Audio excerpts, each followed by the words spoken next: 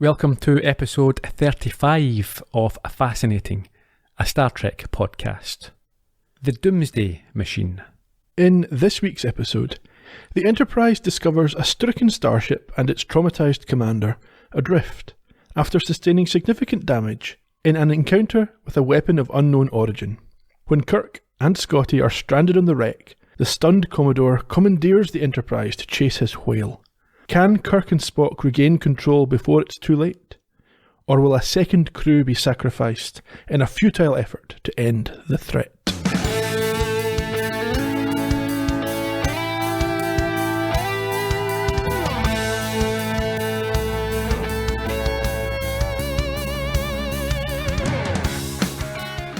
No clutter, no half-empty cups of coffee. Whatever happened didn't happen without a warning. Good evening, Ian. Good evening, Gerry. How are you? Not bad. A few half-empty cups of coffee strewn around the place. You wouldn't find me leaving half a cup of coffee, get through them all. In quick time. Absolutely. 10 a day. I probably drink about the same, but I have been leaving them, so it's a bit of a waste. Find they're going cold, the espresso shots, and having to top them up from the Nespresso machine. Yeah, I had a little bit of extra hot water just to recycle it. Yeah, no, I just tend to add another one on top. Yeah, to reheat the one that went cold. Yeah. I've done that myself. Did you enjoy this week's episode more than last week's? I enjoyed this week's episode for sure. Yeah. Oh, you weren't too down on the apple, were you? No, I thought it was fine. Yeah, I thought it was good.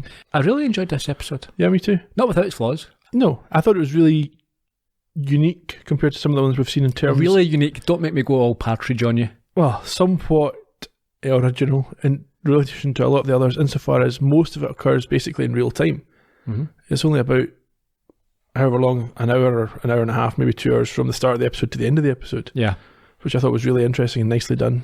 It was. Makes it harder to stop your notes and cut off a scene and stuff like that, but it's fine. There was no log, or certainly no log from Kirk this week. We get one from Deckard, though. We do, but is this the first time? I can't remember. Oh, I'm not 100% certain.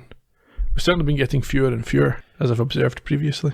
I think we may have mentioned it. Is it because perhaps the writers and or producers are more confident that the show itself is doing a good enough job in explaining what's happening? Well, it could also be that they're confident that they've found their audience, so they're not having to catch people up every now and then, no matter when they tune in to the episode. Yeah.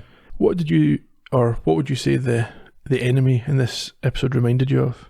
Well, something that is legal in some states, but not in this country. Yeah, certainly hand-rolled anyway. Yeah. We'll come to that in the trivia. I think it didn't please the writer too much. Ah, okay. You must have been delighted to turn this one on and find us on the bridge. As always. Shall we get into it? Let's crack on.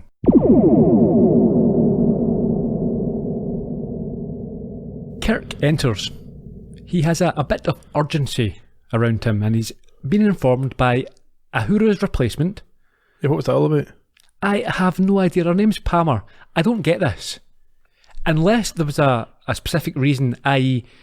Nichelle Nichols was ill that week during filming and they had to bring in a sub. What possible reason could there be for saying, do you know what, you're not in it this week, we're going to bring in some random... Yeah, I don't get it. I mean, your suggestion there might be the right thing because they were obviously filmed to a tight schedule. Mm-hmm. This one was actually filmed over a tighter schedule than most of the others. And yeah, so if you were off for a week, then you weren't in the episode, basically. Yeah. So maybe it was something like that. Maybe she was filming something else. Because I know that George Takei certainly had time off during this season to go off and do other filming adventures. You would have thought, however, that they've got more than enough staff, enough actors to simply give it to one of the cast that remain. Yeah. Oh well, they don't. It's just odd. I don't understand it. No, I don't know. I don't have an answer, so there's not any known reason for this. Is she on Twitter? The actress? Yeah. Nichelle Nichols. Oh, Nichelle Nichols. I don't think she's in the best of health these days. Ah. There must be some super nerds out there that can tell us. They know everything, don't they? Shatner will know. He was there. No, one of the listeners, somebody out there, come on, let us know. You can ask Shatner when you go to see him next year. Don't you bring that up. He cancelled on me again. This is the second time I'm getting... You cancelled on him the last time. Yeah, okay, that's fair enough for one each. But I'm a little bit peeved. I got an email in yesterday saying the rescheduled gig, or the gig in the Usher Hall, Edinburgh, has been cancelled. Not being postponed. And at the same time, they tell me that they've changed their payment gateway since I ordered, and I couldn't get an automatic refund. I had to phone up and give my card details to a chap on the other end who took my analog telephone, and he wrote down. I'm thinking, I don't trust this person at all. But yeah, yes, I'm the Usher Hall. Please give me your card details. It could be some sort of elaborate scam, couldn't it? Actually, thinking about it, they've just got all these people to phone up. There's a. In fact, that might be done. Yeah, you probably should phone the Usher Hall separately to find out if it actually is cancelled. In fact, I'm going to feel a right fool here. I consider myself quite savvy when it comes to these sort of things. I get an email and a telephone number to phone up and give my bank details. You did it. And I did it. Oh no. In fact, let's stop it. Pause now that's cleared up. Yep, thankfully. Whew. Yes, no, I don't understand why I wasn't there. I don't understand why Palmer came in, but Palmer does return in a future episode, so at least it's not just a one-shot thing. Fair enough. They've brought the ship to system L370 because they received a distress call, but Spock notes something unusual. What was that? The solar system's gone. Yeah, the entirety of it. It's just reduced to rubble. Now, I'm not a scientist, okay? Are you sure? Okay. I would have thought there would be more significant issues than just rubble floating around. Would there not be gravity-based problems? Nah. Black holes and all that. Things get... The time you can't just remove planets from solar systems. Yeah, I think there would be greater effects. But black holes. Also, they talk as if the planets were lined up in a straight line to the star. Some of them would be millions of miles at the other end of their orbit. Black hole tunnels. Things. I find this dubious. This is what you find dubious? Yes. Okay, fine. Kirk likens the damage to a star going nova, but notes that this particular star remains intact. Does he? He does. Okay. They enter a new sector and find that it too is no more. And there's still no sign of the starship Constellation, which is captained by Matt Decker. Now, did we mention that? We should have. Palmer picked up this distress signal. Yeah. And she couldn't get through to it, but it was coming from the Constellation. Yes, that obviously should ring bells for people who know about the Enterprise being a Constellation class starship. So you should expect to see something that looks a lot like the Enterprise, if they ever find it. Palmer picks up a distress beacon again. A disaster beacon? That's what it is, yeah, disaster beacon. And that's supposed to be beyond distress. And Spock picks it up in his sensors. Now, I'm not sure if I've mentioned this before. Spock has a very unusual way of pronouncing sensor and phaser. He really emphasises the or part. Yeah. And it was very evident to me in this episode. It's sense or and phase or. Now, I don't know if that's a deliberate character trait that he's developed for Spock, or does he say that in real life? My guess would be it's acting. And then he's doing it to emphasise the alienness of Spock. That would be my guess. I don't know for sure. I don't dislike it, but it's just very, deflector. Yeah. Yeah, he notes here that the two inner planets of this solar system remain intact. And he's found the Constellation. Yes, however, it is drifting. Palmer gets no response from it, and Spock states that it is showing no energy output, or very little. And so Kirk tells Sulu to approach. Yes, he also takes the Enterprise to red alert, and we get a report from Palmer of heavy subspace interference. I quite like the shots of manoeuvring between the debris. This apparently was the most labour-intensive of the epissodes to remaster. There's over 200 separate I can imagine, shots. But I did appreciate it. It was a nice visual effect.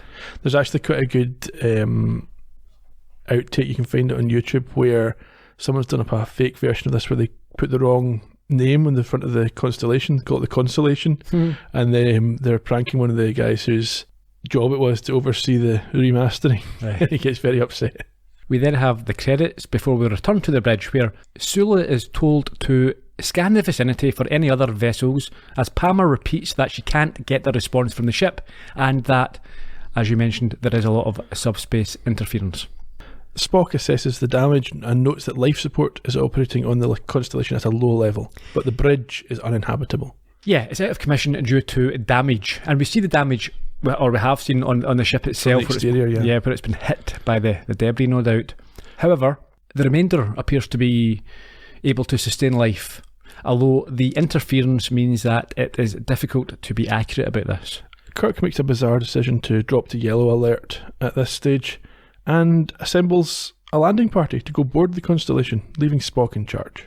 That's after Sulu confirms that there are no other vessels in the area. Well, I suppose that might make you a bit more reassured, but I still would be keeping my red alert going. Definitely. Something's destroyed a solar system. Yes. I'll be fine. Multiple solar systems. Yeah. How aggressive can this thing be? Yeah, it's not going to come for us. No. So, they arrive in the corridor of the Constellation. They must have gone to great expense to build brand new sets for this. Of course. Different spaceship. Yeah. They've not just put a bit of scaffolding up or a bit of pipe work to make it look slightly different. Yeah. The ship is a mess. Kirk sends Scotty to check whether the phasers have been fired and asks McCoy to come with him. So I'm not sure if it's an engineering or not, but like the rest of the ship, it is a mess, and Scotty orders a full structural and control system check. So we meet up with Kirk and McCoy in a room. Yes, and they are noting here that the crew didn't seem to have been caught by surprise by whatever destroyed the ship. As we heard in the intro clip. So he communicates with Spock and asks if it is possible that the crew were beamed down to one of the planets nearby, but he is told no, due to the lethal conditions. Yeah, the planets that Spock describes sound like the first two planets in our solar system, the first being molten hot and the second being poisonous. Yes. In between all this, we get cut back briefly to Scotty, who isn't in the mood for speculating when he's asked by one of his colleagues, and heads off to check the engines. I don't know if he's already checked the phasers or if he's forgotten that he was being asked to check the phasers, but he's going to look at the engines now anyway.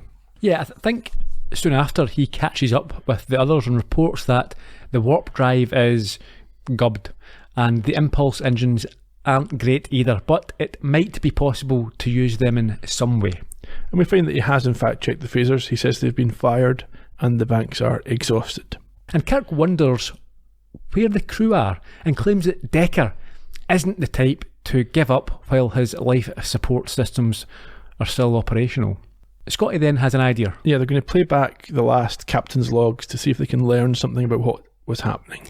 So, to do that, we head to the auxiliary control room. They arrive to find Decker slumped over the control desk, eyes staring and in a bit of a trance. Yes, we get one of the great acting performances of all time in this scene. By WW. Yes, we do. We'll talk about him later on. He was quite dramatic.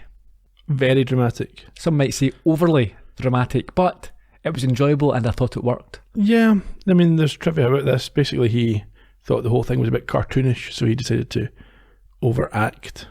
Okay. It's a decent approach. I mean, Star Trek is quite cartoony. Yeah, at times. Can be. Yeah, it's not a criticism. No, a tone. It's very colourful as well, like a cartoon. They are unable to get a response from him until McCoy gives him a shot. And when he comes round, he mutters that his ship was attacked by a thing. I thought Kirk was a bit harsh on him here. Yeah, he demands to know what he means. He starts yelling at him as if that's going to fix things. McCoy has to step in to tell him that he is in shock before Scotty plays the log. He does, and it talks about exceptionally heavy subspace interference preventing them contacting Starfleet to inform them of the destroyed solar systems, and they're now observing a planet breaking up in system L374. I think it's the fourth planet they refer to. Kirk stops the log and notes that there are now only 2 planets left and tells Scotty to send the microtapes from the sensor memory banks to Spock so that he can provide a full report on what happened. Decker, however, is in an extremely agitated state and goes on to reveal more of what he has recently experienced. We tried to contact Starfleet. No one heard. No one! We couldn't run. What happened to your crew? Oh, I had to beam them down. Oh, we were dead. No power or phasers, useless. I stayed behind. Last man, captain, last man aboard the ship. That's what you're supposed to do, isn't it? And then it hit again, and the transporter went out. There they were down there, and I'm up here. What hit? What attacked you?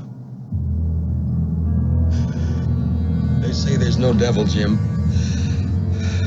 But there is. Right out of hell, I saw it. Matt, where's your crew? On the third planet. There is no third planet. Don't you think I know that? There was, but not anymore. They called me, they begged me for help, 400 of them. I couldn't.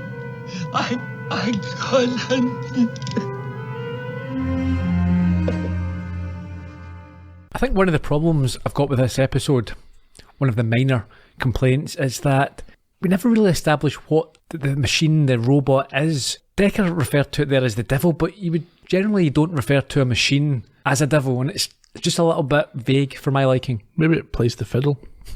Washburn, at this point, makes his report to Kirk. And what's in this report? The antimatter has somehow been deactivated, which gives Kirk an idea. What's that? He asks Scotty to confirm, and Scotty does confirm that this could be due to a general energy dampening field, but they can't think of any realistic source for that in the area. No. Decker interjects and says that what he saw could do it, and it must be a weapon, and that it is miles long with a huge opening that could swallow dozens of starships. He's seen it, and he uses the word chop planets into rubble. Yeah.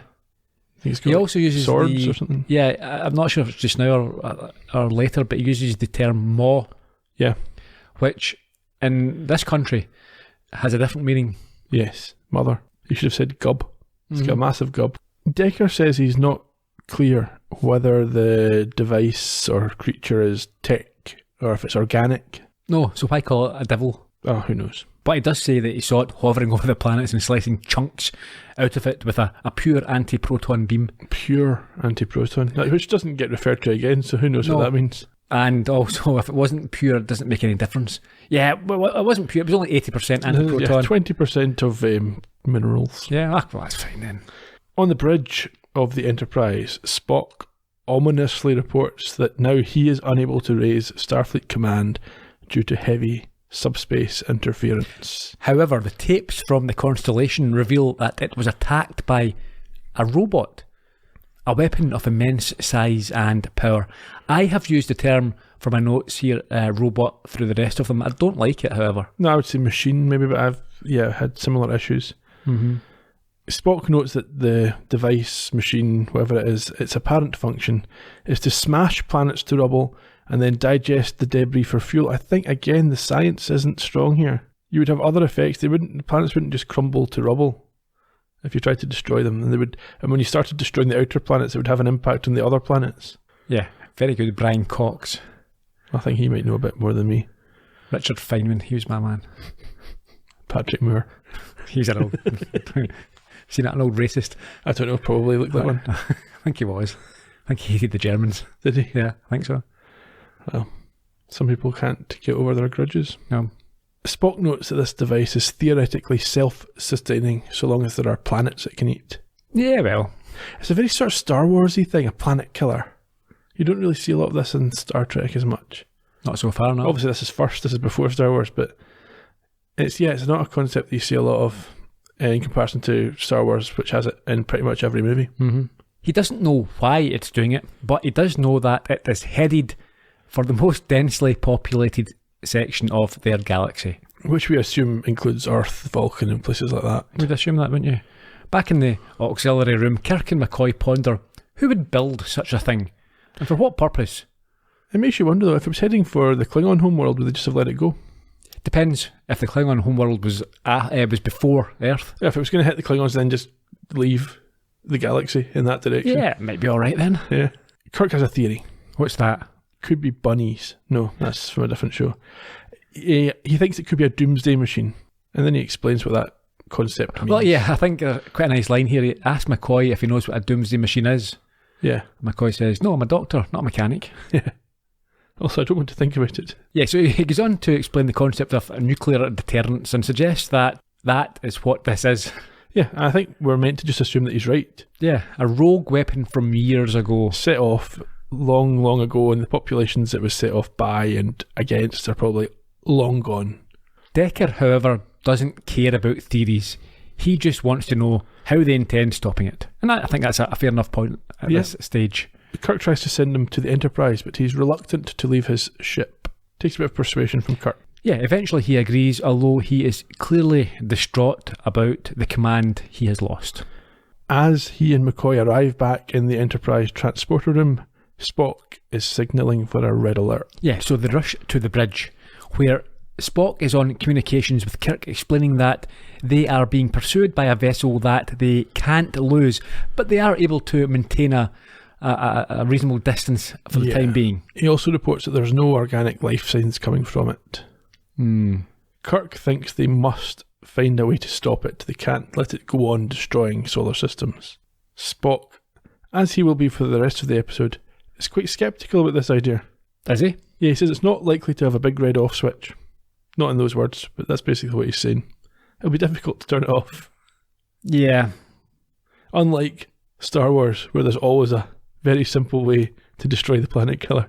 With the machine closing further, Kirk tells him to beam them aboard. But just then, the Enterprise is attacked and the transporter room is put out of commission, so they're forced to take evasive action. Yes, and they've only just got time to tell Kirk about it before they lose communications as well. Yeah. Kirk and Scotty at this point start playing disability bingo. Kirk laments the fact that they're now blind and deaf, and Scotty says, yeah, we're also paralysed. So Kirk orders Scotty to see if he can do anything to get the impulse engines working again at any level, and tells Washburn to try and fix the viewing screen. Yeah, he wants to watch some Netflix while he's waiting for this. Nothing else to do, yeah. Back over on the bridge of the Enterprise, McCoy informs Spock that there are no casualties from the attack, and Spock tells him that they apparently have outrun the danger. Yeah, I'm sure that's not true. No. Spock also says they were quite lucky. Yeah, I think that's based on the information provided by the status report that Decker had asked for. Yes, and Spock indicates now that his plan is to circle around to Kirk and pick him up. This causes a major conflict though, as Decker pulls rank and tells Sulu to ignore Spock and go after and attack the machine. A situation that has the whole crew agog. Yeah, they don't know who's going to prevail. And after some arguing, and a reminder about the result of his recent decision-making, Rank wins out, much to the disgust of McCoy. You can't let him do this, Spock. Doctor, you are out of line. So are you, sir. Well, Spock? Unfortunately, Starfleet Order 104 Section B leaves me no alternative. Paragraph 1A clearly states, To blazes with regulations. You can't let him take command when you know he's wrong. if you can certify Commodore Decker medically or psychologically unfit for command, I can relieve him under Section C. I'll certify that right now. You'll also be asked to produce your medical records to prove it. Now, you know I haven't had time to run an examination on him. Then your statement would not be considered valid. You may leave the bridge, Doctor. Well, what about the captain? We can't leave. Doctor, you may leave the bridge. Spock? Do something. Mr. Spock knows his duty under regulations, Doctor. Do you? We get a bizarre moment after this where Sulu has to follow Decker's orders while Spock just stands there, motionless and emotionless. Yeah. Can I ask why, I think it was last week, McCoy was able to carry out physicals with his tricorder very rapidly? You could have done that just now. And You can't do a psychological evaluation. yeah, Decker wouldn't know there's not a button for psychoanalysis. Yeah, I think you would know. Nah, I'll just say it's new. It's all new. You can do that now. What I don't understand is why McCoy's not willing to take the chance. Although maybe Spock would just say, I'm not accepting it, you haven't done the workup. Job's worth. Over on the Constellation, Scotty and Kirk discuss the engines. They're going to try and... Well, we should say that on the screen we see the Enterprise approach Ahab's whale. Exactly. Yes, so Scotty and Kirk want to try and get their ship moving. The Enterprise is taking heavy fire at this point, but Decker orders them to maintain their course, despite Spock's very loudly stated warnings. However, they then take a hit which weakens the deflectors, and Spock insists that they must retreat, but Decker still wants none of that. Kirk is bemused as he watches this on the viewer and tries to hail Spock without success. And at round about this point, Washburn tells Kirk to try the screen again, and when he does, he is shocked to see the Enterprise firing and hitting the robot. Yes, I think he speaks to Scotty at this point, urges him to get these engines going. Yeah, from the bridge, firstly, we see that the shot makes no difference.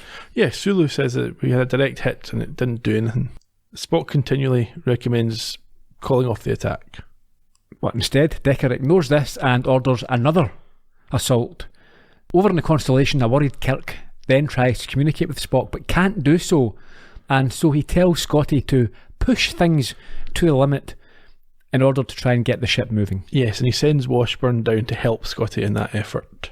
At the same time, on the bridge, the Enterprise takes another hit which shuts down the deflector shields, or the deflector shields, and Palmer reports severe casualties on levels 3 and 4.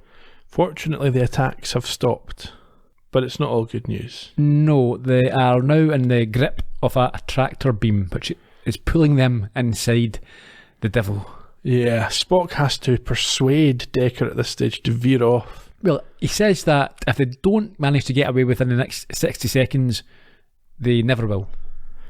Yes, eventually Decker does give in to Spock's advice, but it's too late. Yeah, I think what Spock says is that by not attempting to veer off, he would show himself up to be mentally incapable. Yes, it's suicidal. So this he does. He does, but it's too late. They can't get away. Kirk can't believe what he's watching on the screen, and again demands power from Scotty, who is now able to oblige, and so under a lot of strain, the ship struggles forward, jolting them around as it does. Yes, Kirk is thrilled to learn from Scotty that he has phaser power available. I think he says he's earned his pay for the week. Second time he said that this season. He uses these phasers that he has to distract this machine and draw its attention away from the Enterprise. Yeah, this allows the Enterprise to break free. So up on the bridge, attention is now turned on the Constellation, and Decker orders the favour to be returned. Yes, he thinks Kirk's joining him in this attack. So they now fire themselves on the machine, and this too seems to be quite successful, although Spock notes that there is a defensive field around the machine that causes it to attack anything that gets within it. Yes, so they should stay back. Decker asks for another status report at this point, and Spock tells him that warp and deflectors are out for a day and that repairs are underway on the transporter room and communications. Decker is of the view that they need to turn and fight now before the machine gathers additional strength. Yeah, and this is, I think this is the time when Spock informs him that they've only got about 7 hours of fuel at current speed, and Sulu notes that the machine is closing in again and is refueling on the debris. Spock's of the view they should collect Kirk, escape, and get Starfleet warned. Palmer then lets him know that communications are back up, and so Kirk and Decker are able to speak.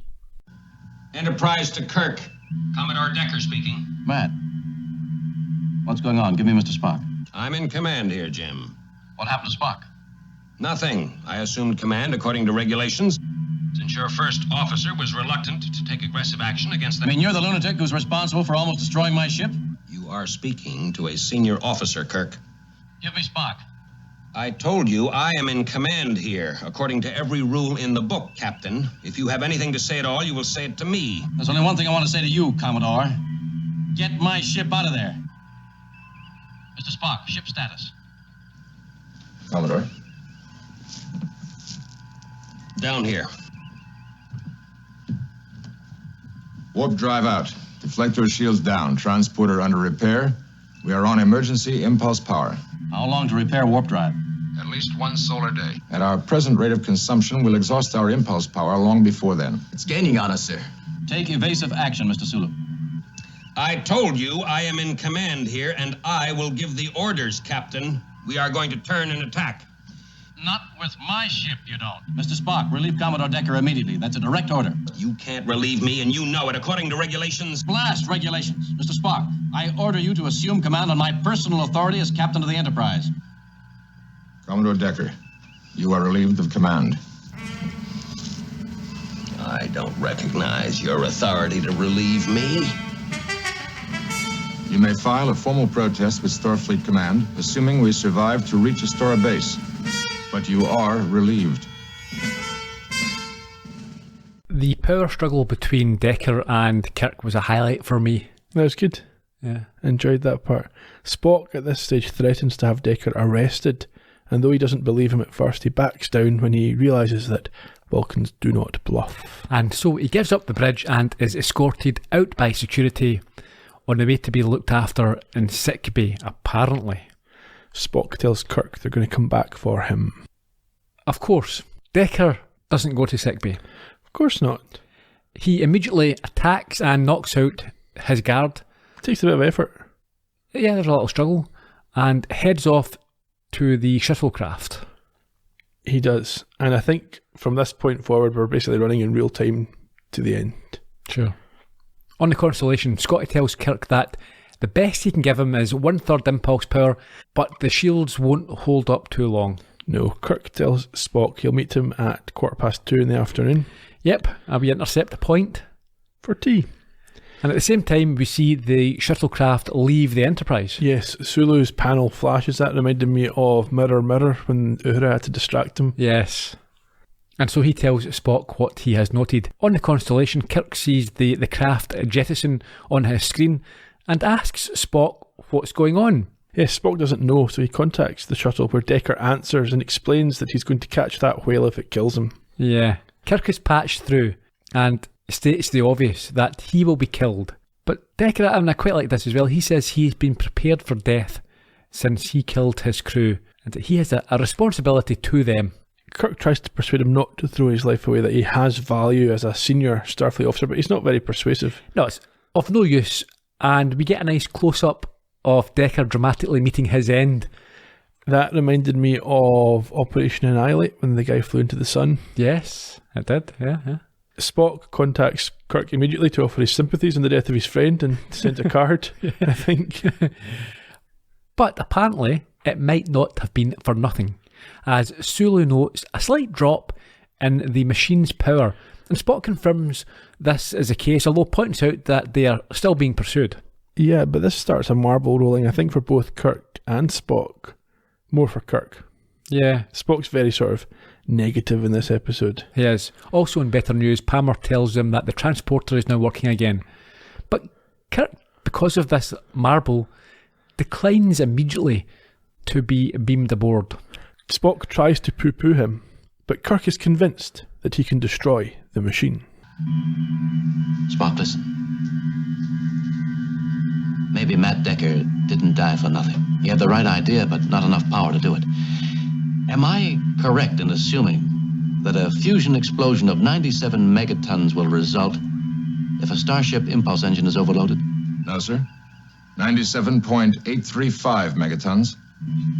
97.835. Will it be powerful enough to destroy that thing out there? Negative, Captain. Its hull is pure neutronium. There is no known way of blasting through it. Not through it, Spock. From inside it. Will it be enough? Insufficient data.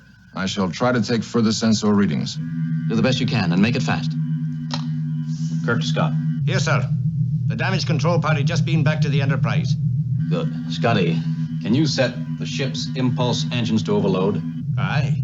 The shape this thing's in, it's hard to keep it from blowing. I want you to rig a 30-second delayed detonation device and rig it so that it can be blown from up here. Aye, sir. Set it and get up here as fast as you can. Right away. Captain? The object's neutronium hull makes sensor readings of the inner mechanism impossible. Spock, you don't know. Correct. Captain, you're getting dangerously close to the planet killer. I intend to get a lot closer. I'm gonna ram her right down that thing's throat. Spock doesn't want Kirk to throw his life away like Decker did. But Kirk reassures him he's not intending to die here. No, he has another idea. What with the delay detonation, he will have 30 seconds to get beamed back on board. Spock remains as sceptical as he's been throughout. Yeah, they don't even know that the explosion will take down the machine. And on top of that, the transporter is not 100% reliable at the moment. Therefore, that's a 30-second window. Might be a bit... Yeah, they're not getting a lot of room for manoeuvre there, are they? Kirk, of course, is willing to take the chance. Scotty's dubious as well. Why? Just, he thinks it's chancy with the transporters a bit funky today. He explains to Kirk how he's rigged up the explosion and then heads back to the Enterprise himself. Yes, where he experiences the temperamental nature of the transporter firsthand. It takes a while for him to materialise, and when he gets there he's very upset. But he thinks he knows how to fix it. Up on the bridge, Spock tells Kirk he needs to wait a few moments because of this problem, but Kirk insists that they don't have the time and he is already losing power. Yes, Spock urges Scotty, who's stuck up a Jeffries tube by now, to get things sorted quickly. We see Kirk approach the machine. Why does the machine not attack him? He must be entering its sphere of defence. Yeah, that's a good point, isn't it? It doesn't even tractor beam him. Maybe it doesn't see that ship as a threat. Yeah, maybe it's thinking, oh, you're coming in here, you're going to die anyway. Maybe, yeah, if it scans him, it says no weapons. Mm-hmm. Yeah. Anyway, Sulu reports Kirk's now 2,000 miles away and closing. Yeah, and we get a build-up of tension as he approaches, and it's not helped when Kirk presses the detonation button, but... Yeah, well, he's been told the transporters are working. Yeah. That's right. But when they try to beam him back, it doesn't go well. No, it shorts out again. However, Scotty comes to the rescue by fixing it with just seconds to spare. Before that, though, he's trying to fix it and doesn't know what's wrong, and Spock, clearly irritated with him, gives him advice, tells him what to do. It's like, don't you kill my friend, basically. Yeah, much to the relief of... I think this might be the first time we've seen that real sort of panic in Kirk's face. Yeah. Which I did enjoy as well. He is beamed back, though, with, I think, 5 seconds to spare, but we get a bit of tension because before we see him arrive safely, the Constellation is exploded in the maw of the planet killer. And so he arrives just in time to hear the good news that the machine has been destroyed, or certainly decommissioned. Well, they hope it has been. They might restart itself, they don't know. Yeah, they've got no idea. And it's a planet killer. It's not the type of thing, it's probably fine. Just needs to restart. Yeah, we're out of turn here. It off and back on Let's again. go. Anyhow, Kirk and Spock discuss Decker and agree that the captain's log will reflect that he died in the line of duty and not as a madman flying a ship into a killer machine. Now, this next bit sort of confused me. I think Kirk noticed the irony of using a Doomsday Machine to destroy another Doomsday Machine. Well, you've not quite caught that, have you? So they're discussing how, if Kirk is right in his theory about this machine, this Doomsday Machine, it serves for the race that created it the same purpose that nuclear weapons served for 1960s superpowers on Earth. Mm-hmm. As they're intended as deterrents, and if someone sets one off, then we're all screwed. Yes, I got that. So the detonation that he created on the Constellation, he notes, was similar in type to that of a nuclear bomb. So because of that, he makes the connection between those Doomsday weapons and the detonation that he caused on the Constellation. Okay, fair enough. And therefore it's the first positive use of such a weapon. I'm not sure that's true, because in earlier episodes they talked about all starship weapons being nuclear in type for a period in the past. I think Balance of Terror, because the Romulans were still using nuclear type weapons. Okay. Anyway, Spock wonders at this point if before that actually, there's quite a clear swipe at the use of the nuclear weapon in World War II. It's an agreeable sentiment for sure. Yeah. Even if a bit clumsily delivered. Yeah. Spock wonders if there's more machines like this out there, and Kirk hopes not, but who knows. Yeah, one was quite sufficient. And they're off for another adventure. Yeah. Do you think Commodore Decker is due any credit for this destruction? Because if he hadn't insisted on the attack, they'd have been sacrificing at least one more populated system. No, I have sympathies for Decker, and also I think it's quite clear the way he is portrayed, and also just the physical nature of him. He is under severe pressure. He's had a breakdown, and it's bad enough losing 400 of your crew, but to witness the destruction of solar systems and planets, it would certainly tax the nervous system, I'd have thought. So I think we can give him some unorthodox decision making.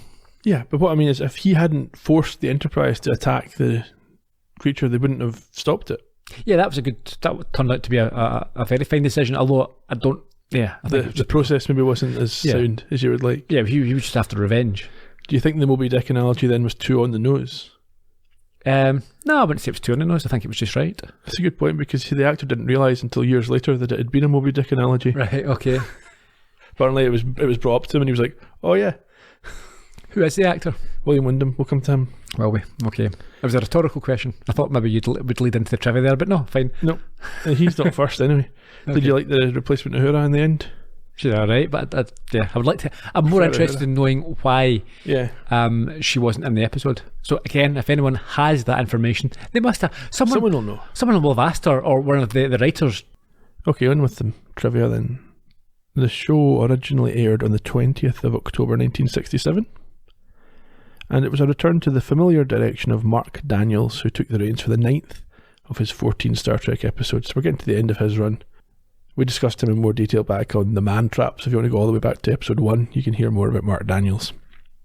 The writer was a man called Norman Spinrad. I like that name. This was his only Star Trek episode, and he actually did very little writing for the screen. But he is, however, an acclaimed science fiction author and critic, said to be as irritating as Harlan Ellison. Okay. He was born in 1940, so he's now 80 years old.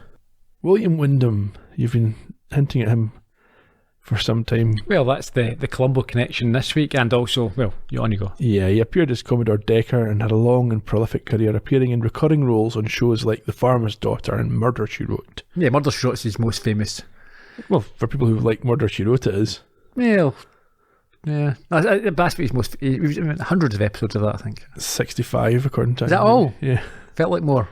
I think I didn't write that down. I think 65. Yeah. Okay. He also has 2 Colombo credits to his name, so he was in that makes him this week's connection. He was in the TV movie Prescription Murder as Burt Gordon. That introduced Peter Falk in the role, as people will know, and wasn't really part of the series. He later appeared in season 1's episode Short Fuse as Everett Logan. He died in 2012 when he was 88. Seth Hazlitt for me. It's always Dr. Seth Hazlitt.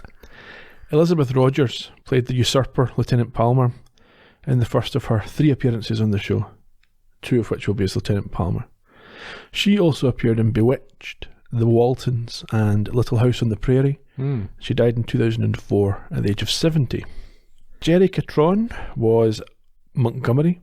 I think he was the guy that fought with Decker on his way to the Shuttle Bay. Okay. This was the second of his 3 appearances on the show. He also appeared on other shows like Rawhide, Batman, and The Man from U.N.C.L.E., and died in 2017 at the age of 85. On with some trivia. William Wyndham as Decker compulsively played with cartridges during the episode. You can see him sort of turning them over in his hand. He says this was a tribute to Humphrey Bogart's Captain Queeg from the Kane Mutiny. Oh, there you go. I already mentioned he didn't realise he was a Captain Ahab figure until years later. This is the first episode with the new look engineering set. Mark Daniels got a $500 bonus for completing filming in 5 days rather than 7. I think he had a bet on with the crew. Back in the 60s, that would be not to be sniffed at. The machine, how do you think they created the model for the original Doomsday Machine? No idea. They dipped a windsock in cement. Oh, well, that would have been my first guess. The writer, Mr. Spinrad, did not like it. He thought it should have all sorts of evil weapons coming out of it. And instead he got a sort of tube that looked a bit like a hand-rolled joint. Yes. Okay. Robert Ryan, you may have heard of him. He's in some movies. Yeah. He was Spinrad's choice to play Decker, and he was willing and interested, but unfortunately scheduling conflicts made it necessary to cast William Wyndham instead. Good choice. A couple of international titles. In Germany, this was a Planetenkiller, which means planet killer. And in Japan, it was Uchu no Kyodai Kaiju, which is the giant monster in space. Ah, come on. That could be any episode of Star Trek. Yeah. Next time, it's the 7th episode of Season 2, Cat's Paw. That sounds terrible. Yeah, I think it's a little less well remembered than this one. In the meantime, we're all over social media. We're at Trek Podcast, Twitter, Facebook and Instagram. You can find us on www.astartrekpodcast.com or on YouTube, and you can leave your thoughts, reminiscences and complaints there. Okay, until next time, Cheerio. bye bye.